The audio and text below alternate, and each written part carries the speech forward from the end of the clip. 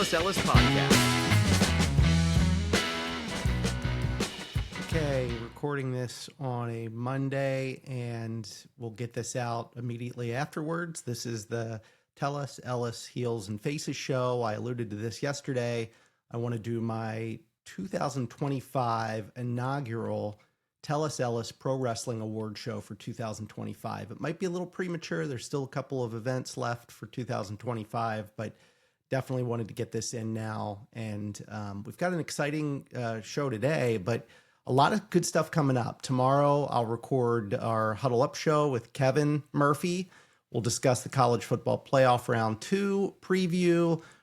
Week 17, we'll go over the games from this past weekend, and we'll also do a little bit of a playoff preview. Then, New Year's Eve, I will have a show out, the Tell Us Ellis Hoop Show with David Buckler, and we're recording that tomorrow as well. We'll get it out. I'll get it out on New Year's Eve, on Wednesday. And then starting in 2026, I want to start going around the baseball diamond and look at each division and just do updates. What have teams done? What do they have right now? How do they look? And we'll go division by division, and we'll do that in a 2-part or 6-part series. Not sure what I want to do there yet. And then finally, I want to have themes for each month for my rewind sessions. So for January, I want a specific theme, one that covers classic albums and a theme that covers classic movies. So more on that as I move ahead. Again, please continue to follow me on social media at Tell Us Ellis HQ. That's on X and on Instagram. Obviously, follow the podcast on YouTube, where you can watch the video of the podcast. That is at Tell Us Ellis Media. And then email me if you have any questions or want to join the show or have questions for the show. That's jamie@tellusellis.com. So without further ado, let's get into the award show.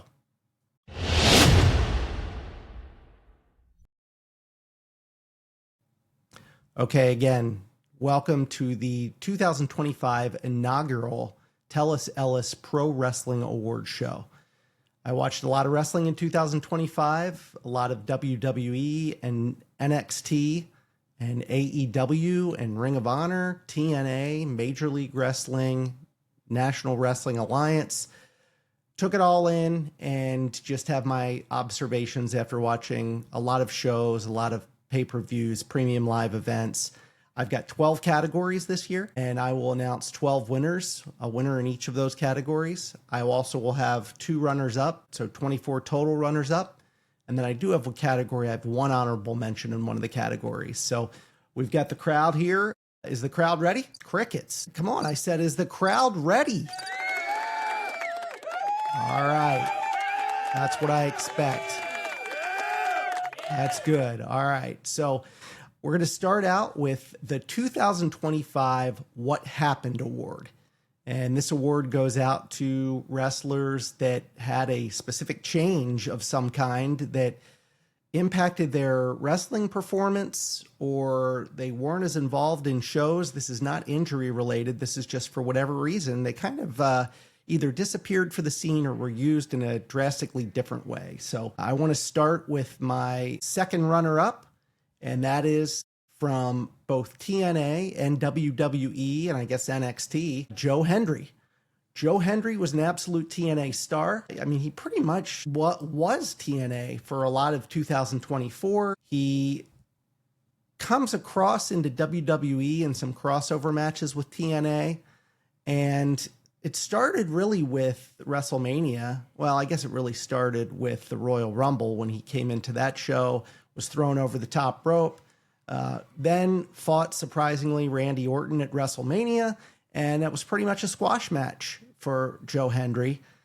At the end of 2025, he left TNA and went to WWE, or I should say NXT, and he just kind of became a very gimmicky wrestler. He almost feels like an Akira Tozawa or an Otis type of wrestler, or even an R-Truth a little bit. Is WWE playing too much into this I Believe in Joe Hendry theme?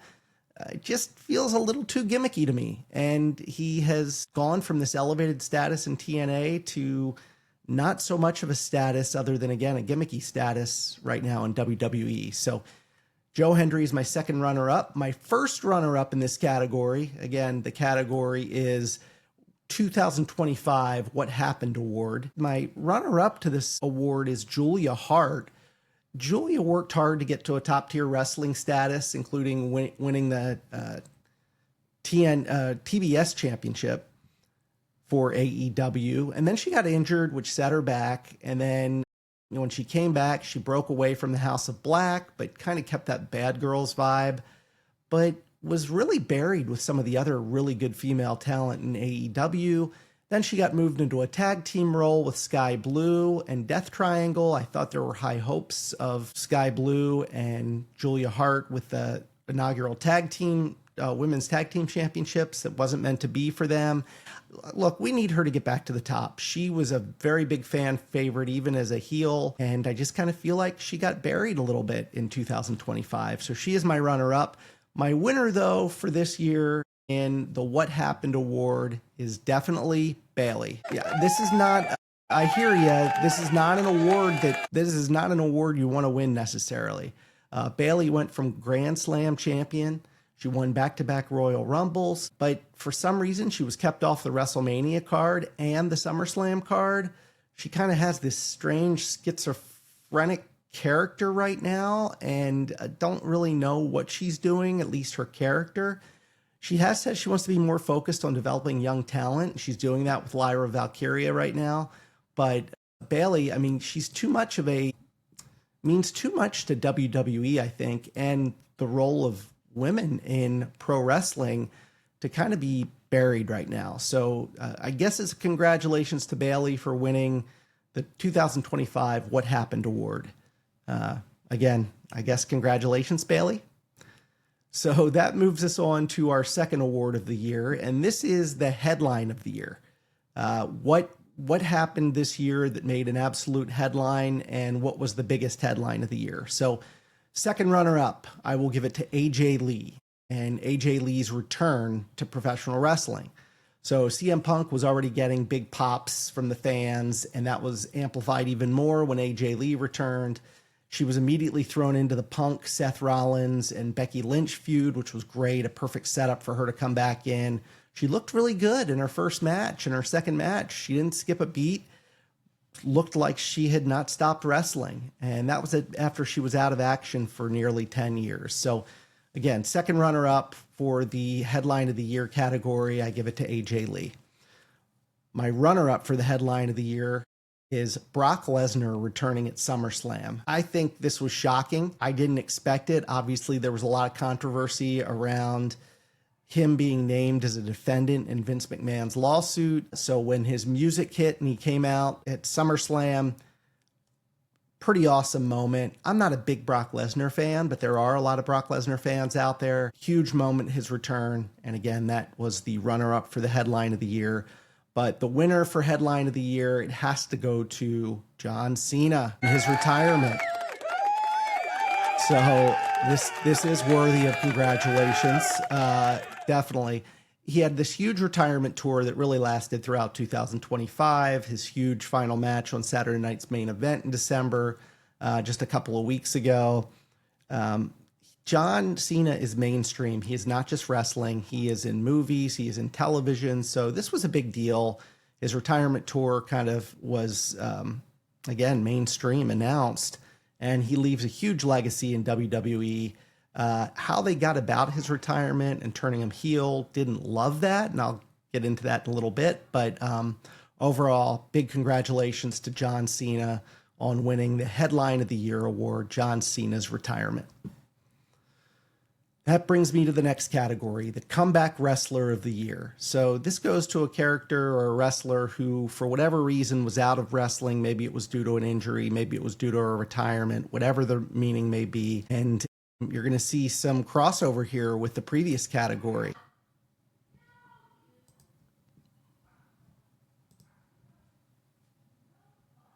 So with this, you're going to see some crossover with the previous category. The second runner-up to the Comeback Wrestler of the Year award goes to Brock Lesnar.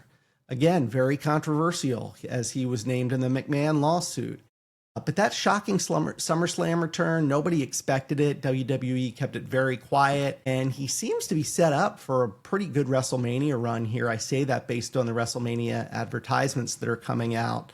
So, Brock, after being out of action for a good bit of time, returning to the scene, wrestling, big deal. So Brock Lesnar is the second runner-up. The runner-up for this award, Comeback Wrestler of the Year, goes to AJ Lee. And I've already talked about this a little bit. She was out of action for a decade. She wrestled 93 matches in 2014, 9 in 2015, and then nothing until 2025. So, huge popularity with AJ Lee. I talked about it just a minute ago, that huge critical feud with CM Punk, Seth Rollins, and Becky Lynch. She was used sparingly in the time that she came back. I think she only wrestled 2 matches in total, but again, she did sign a deal that goes beyond 2025. She's going to get used more. She's a 3-time Divas champion. So AJ Lee, congratulations on the runner-up to the Comeback Wrestler of the Year. And that only leaves one person that could win this award in my mind, and that again has to be John Cena.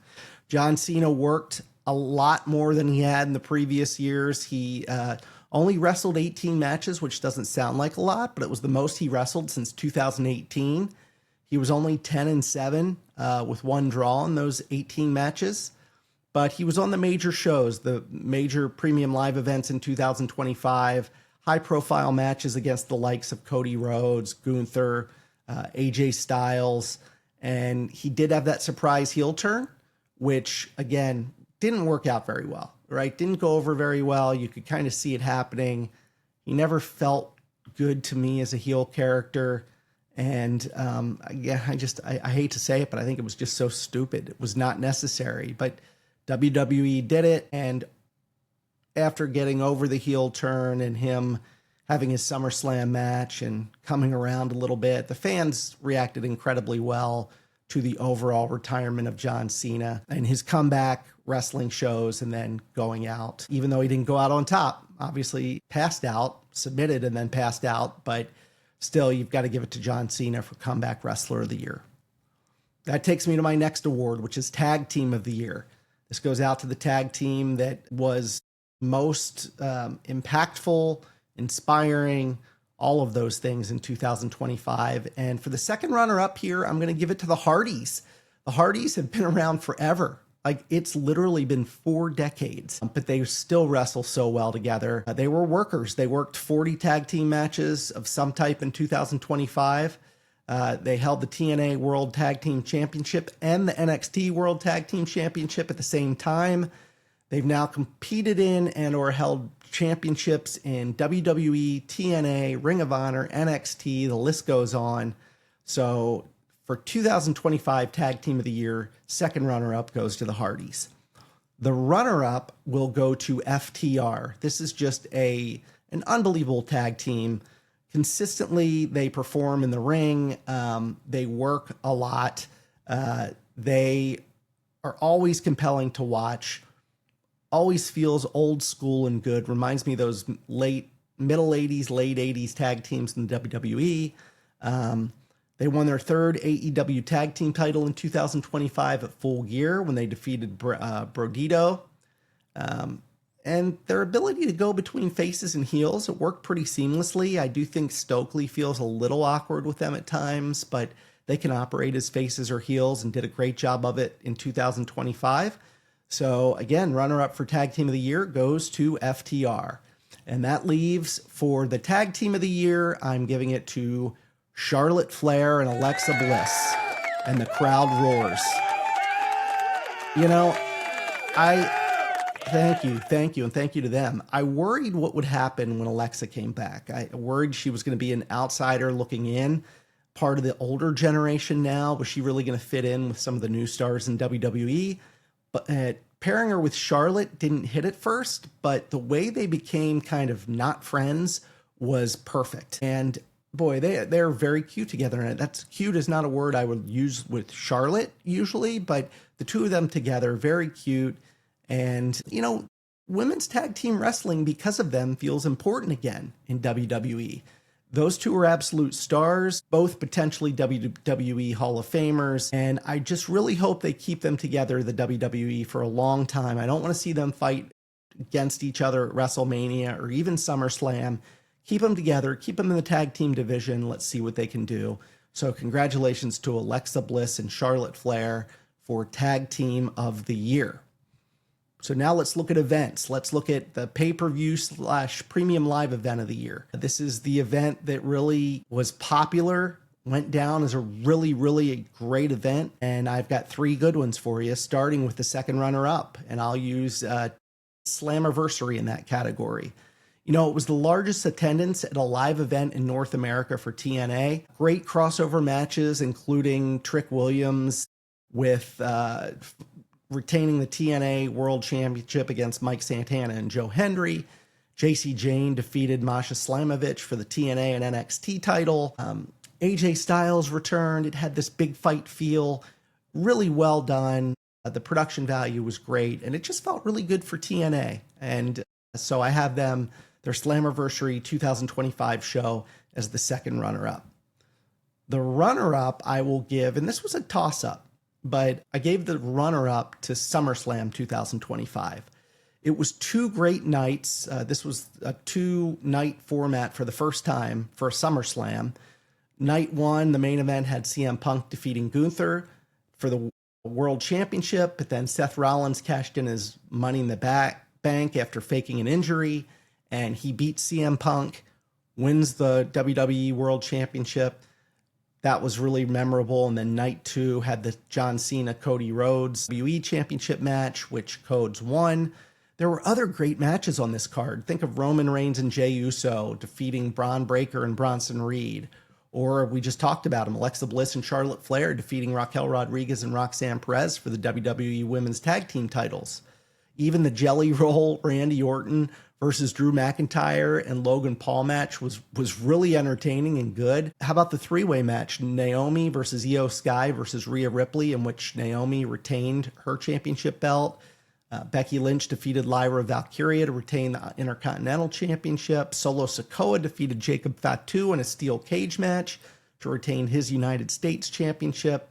And then Dominic Mysterio defeated AJ Styles to retain his Intercontinental Championship. Brock Lesnar had his shocking return. Again, overall, just really well-produced, good matches for SummerSlam in 2025. They get my runner-up. And that leaves only one pay-per-view to get my pay-per-view / PLE of the year, and that is AEW All In Texas. You know, huge feuds came to a head in this one. You had Okada versus Omega. Of course, Hangman Moxley world title match. You had Strickland and Will Ospreay versus the Young Bucks.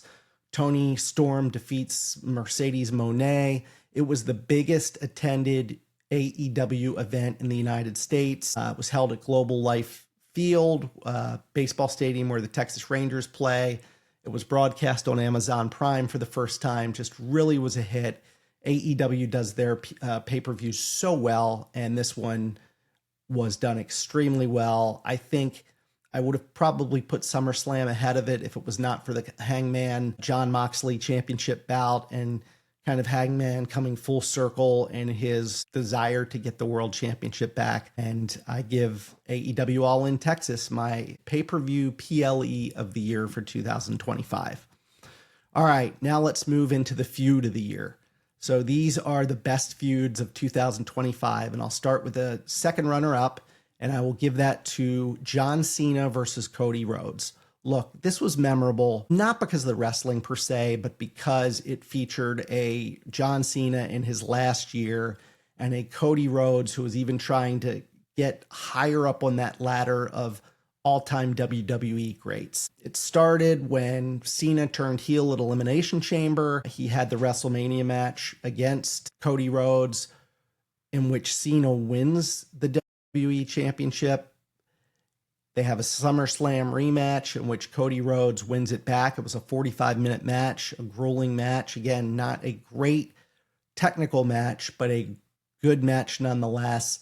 Felt like Cena was kind of passing the torch to Cody Rhodes, although I could say Cody Rhodes already kind of had the torch. But it was a journey of almost 6 months between these two, and that is why it is my second runner-up for Feud of the Year. My runner-up for Feud of the Year is Hangman Adam Page versus Jon Moxley. Look, this was just great storytelling. This was Death Riders versus Hangman. It led to AEW All In Texas, in which Hangman had his big moment, his, I would say, historical moment in AEW, beating Jon Moxley with the help of many others, including Swerve Strickland, to win that title. But I think in many ways, this feud helped Moxley as much as it helped Hangman. By getting rid of the belt, Moxley now moved into other feuds that weren't title related, and he got into feuds with the likes of Darby Allin and even Kyle O'Reilly. And I think he helped elevate those folks. I don't know if that happens if Hangman doesn't win the title from him the way he did. So again, really great feud. Runner up for my Feud of the Year, Hangman Adam Page versus Jon Moxley. And Feud of the Year, this was a unanimous vote by all of my vote getters. CM Punk versus Seth Rollins. Definitely the Feud of the Year.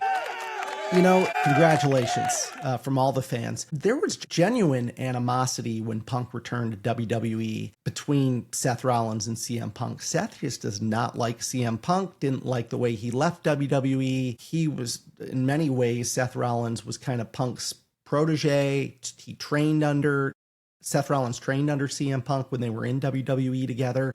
They both have such great microphone skills, and this feud really kicked off the first Raw of the year when they moved to Netflix, and the main event was Seth Rollins, CM Punk. And then that feud continued throughout 2025.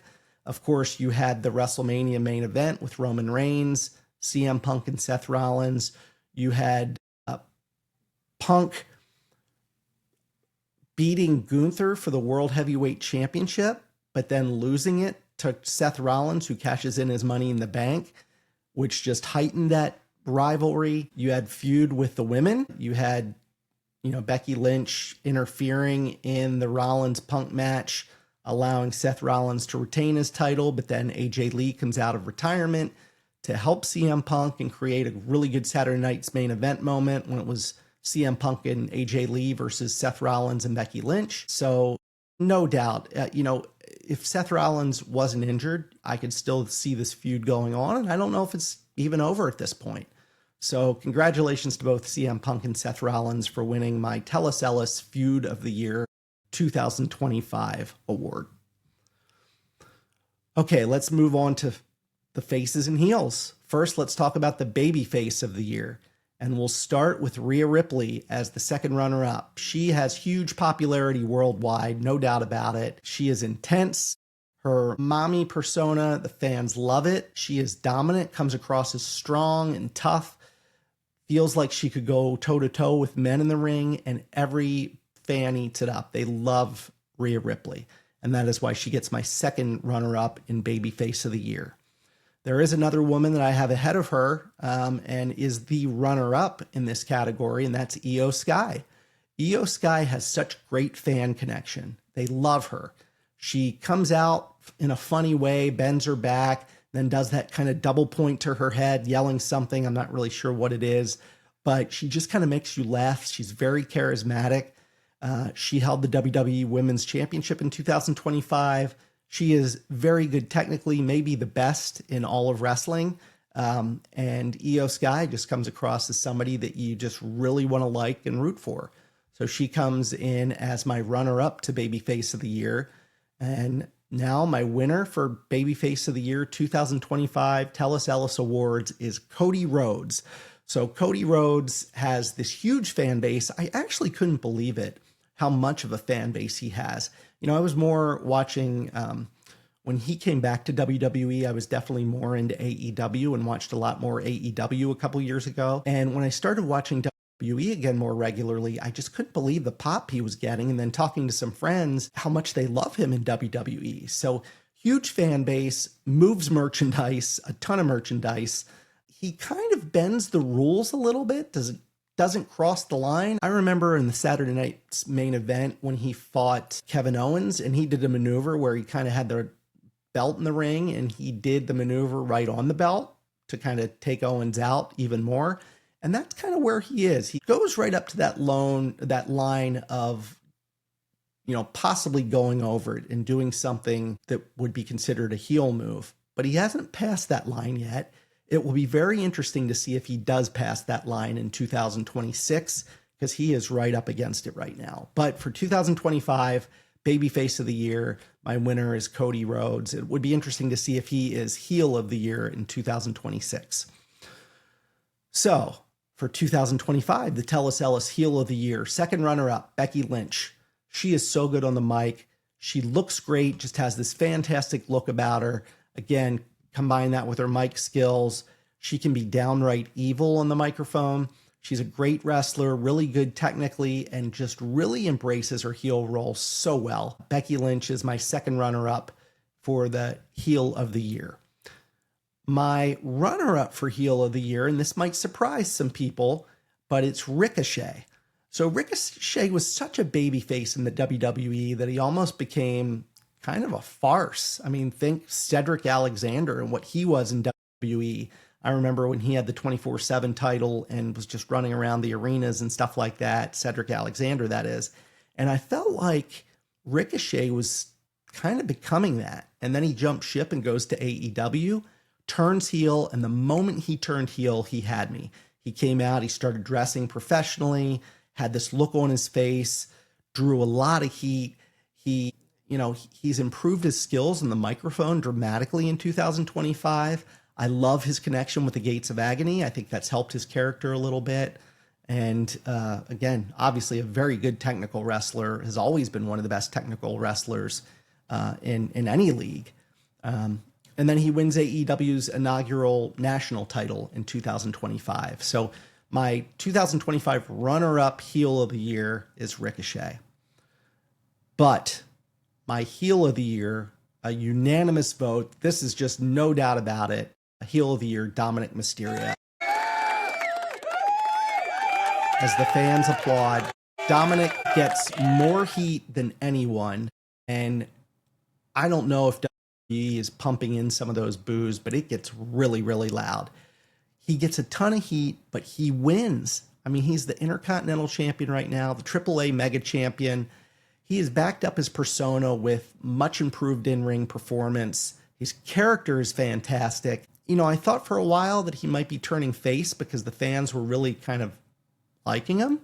But then when he faced John Cena and started cutting these heel promos, he went right back down to the worst of the worst heels list.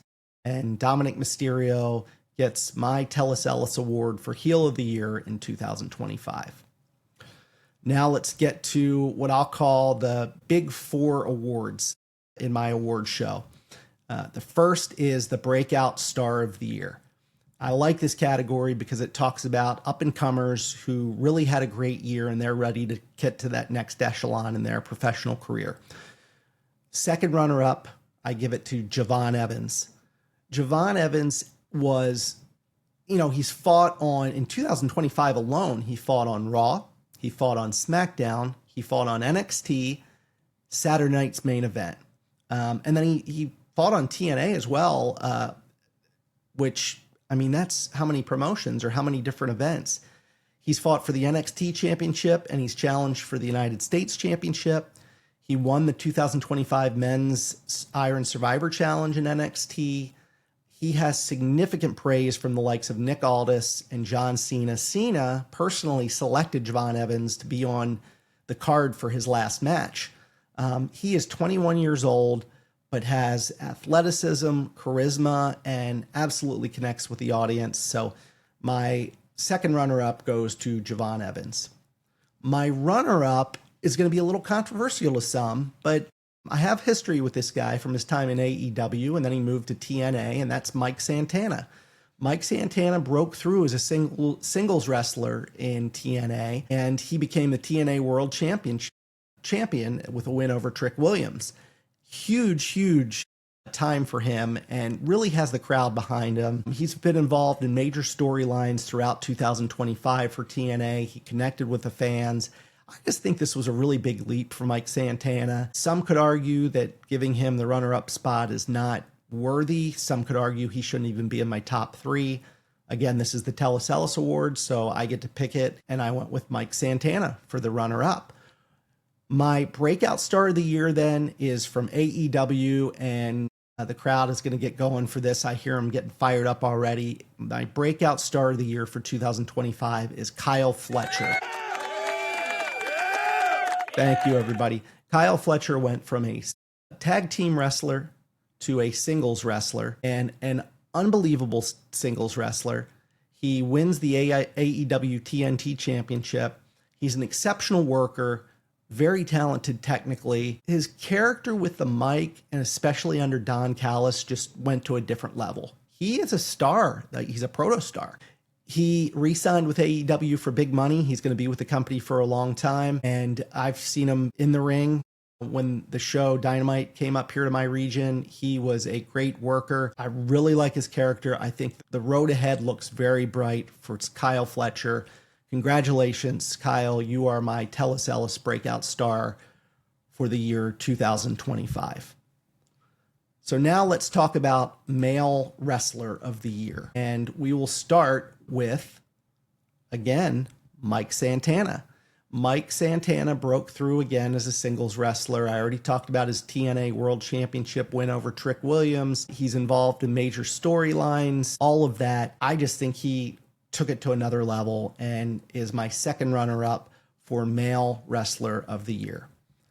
My runner-up for male wrestler of the year, another familiar name, you just heard me talk about him, is Kyle Fletcher. AEW TNT Championship, his partnering with Don Callis, his work rate, his heat that he gets when he's in the ring. He's got everything to be an absolute star in this business, and that is why I have Kyle Fletcher as my runner-up Ellis male wrestler of the year for 2025, leaving my winner for male wrestler of the year to Dominic Mysterio. Not only is Dominic my heel of the year, he is also my male wrestler of the year. Look, he has come a long way from a technical wrestling standpoint. He is good in the ring, flat out really good in the ring. And his mic work is perfect for his character. He takes heat without even saying much. He's unassuming, but he says so much with so little. Again, lots of heat, really embraced his character. My male wrestler of the year for 2025 out of the WWE is Dominic Mysterio. Congratulations, Dom. So that takes us to the female wrestler of the year. And I will start with the second runner-up, and I'm going to go with timeless Toni Storm. If I did this award show in 2024, she probably would have won my female wrestler of the year. But in 2025, her character had already been in play for a period of time. She is still my second runner-up for female wrestler of the year. I loved how she, after taking time off, came back as her regular Toni Storm character, and then flipped after a couple of weeks back to the timeless character, and she said she was playing her old role, and it was the role of a lifetime. She held the AEW Women's World Championship. She is the best character in the business. The way she goes about her character, she works it better than anybody. Just great rants. Some of the things that come out of her mouth, I can't even believe. It's just perfect. She had that great feud with Mariah May in 2025. I think in many ways she built Mariah May, who has now moved on to NXT and is destined to be a star. Toni Storm, despite taking time off in 25, worked 38 matches. She was 27-11 in those 38 matches. So just a great year for Toni Storm. She is my second runner-up for female wrestler of the year. My runner-up for female wrestler of the year goes to Stephanie Vaquer. Stephanie held the NXT women's title and the North American NXT title at the same time. She won the Women's World Championship and Women's Crown Jewel, all in the same year. She's the first South American woman to win a WWE title. Great feuds with Julia, and then she beat Io Sky for the title. She wrestled 53 matches in 2025. She won 42 of them and only lost 8. And then she had 3 draws along the way. Stephanie Vaquer has, I hate to keep saying it, but it's true, just a bright future. Doesn't speak much on the phone, a little bit of a language barrier there, but she still comes across. She still does speak. She's just not going to go on these long rants, kind of like Io Sky. She is very well liked, but I could see her also playing a heel character pretty well. But Stephanie Vaquer definitely deserves my top 3 and deserves runner-up for Female Wrestler of the Year. So that leaves my winner for Female Wrestler of the Year. I'm giving it to Mercedes Moné. Mercedes Moné dominated across the globe. She held 13 belts at the same time. 13 belts. She wrestled in 2025. She wrestled in 11 different promotions, wrestled 49 matches, had 38 wins, and she defended a belt 24 times. She's an industry veteran, but she still feels fresh. I love her Mercedes Moné character. I love her interviews. She does a really good job of interviewing with Renee Paquette. Again, just masterful work in 2025. Congratulations, Mercedes, for winning the Tellus Ellis Female Wrestler of the Year award. And that takes me to my last category, which is the Promotion of the Year. This is a world-renowned award. So I know that Triple H and Tony Khan and Nick Khan and all of the other promotions, their owners, people that run them, they're all listening in right now. So let me give out my second runner-up. My second runner-up goes to NXT, and they just have developed such great young talent. Trick Williams, Obafemi, Javon Evans, Sol Ruka, Jada Parker, the list goes on. They integrated themselves with Netflix for special events during this year. Really good creative, the great storylines with the cross-promotional activity with TNA, and then they continued their strong performance on the CW network. So I really think NXT hit it out of the park in 2025. Congratulations on second runner-up to NXT. My runner-up promotion of the year goes to AEW. And they just seem to be getting something right. You know, Tony Khan talks about it. He talked about his mistakes in the past, but really feels like he's got the promotion on a good trajectory. And I completely agree with that. Exceptional in-ring talent. It is, I've said it before, the best technical wrestling of any promotion. They hold the Continental Classic, which this year was just phenomenal. Pretty much between the middle of this November and the end of December, the Continental Classic tournament ran. They developed the national title this year, the women's tag team titles. Again, great technical wrestling, great storylines. Mercedes Moné, pursuit of multiple belts. Again, Continental Classic, some of the best wrestlers in the world fighting over that 1 month, 1.5 month period. And then you have to give it to them. They really expanded their reach internationally this year. They were in Mexico, Canada, Australia, Ireland, England. Tony Khan is onto something. And I'm not going to look at TV ratings for me to determine how a promotion's doing. I don't think you need to do that. You just need to watch regularly and see what you like. And AEW, I really like it.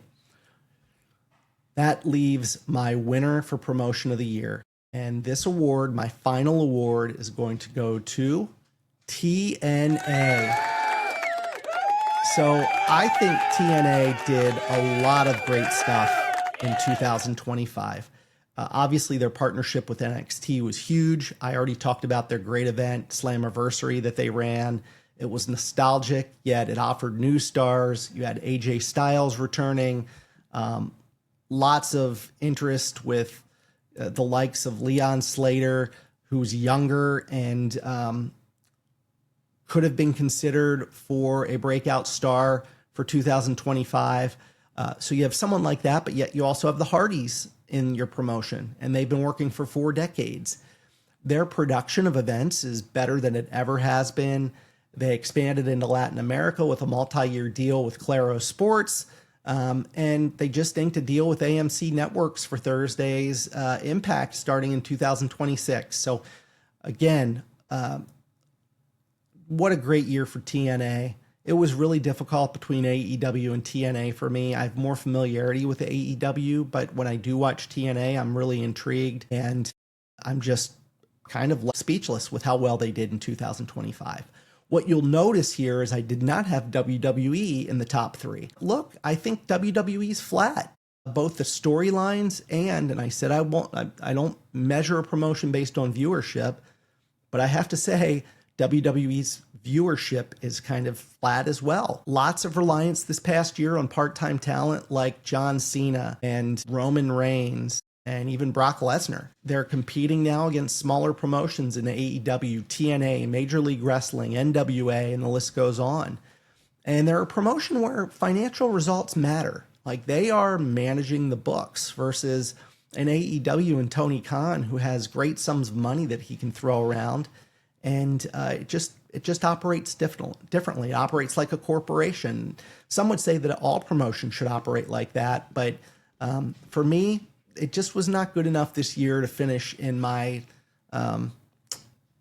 top 3. So I want to go back to one thing I had mentioned. There was an honorable mention in a category, and I'm going to go back to heel of the year. And I want to give an honorable mention in heel of the year to Trick Williams. Look, Trick's star is shining bright right now. He's about to make the main roster full time. He is character evolved over the last year and a half from extreme babyface to heel. He's the first WWE wrestler to hold a TNA title, and it really worked his character into both NXT and TNA.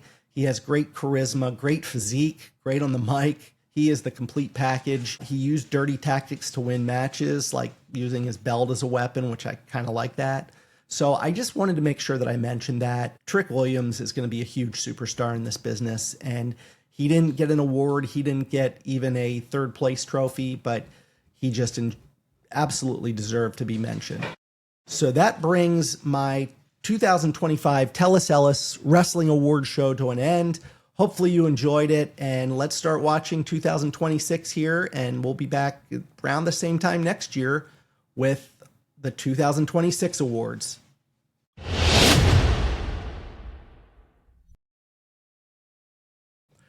All right, that puts an end to the podcast. Great show. Thank you to the fans out there that joined in. It's funny, they all cheer the same way. They sound exactly the same every time. Seriously, really enjoyed doing this, reflecting back on the year that was wrestling and handing out my awards. So thanks for joining in. Follow me, again, social media channels, X and Instagram. Follow me at TellusEllisHQ. Follow me on YouTube. Give me a thumbs up and subscribe, especially to my YouTube channel. Go to Tellus Ellis Media and find my podcast. And again, subscribe and give it that thumbs up. And then if you want to be part of the show or ask a question that could be read on the show, send me an email, jamie@tellusellis.com. That's it. Thanks for watching, and we'll see you next time.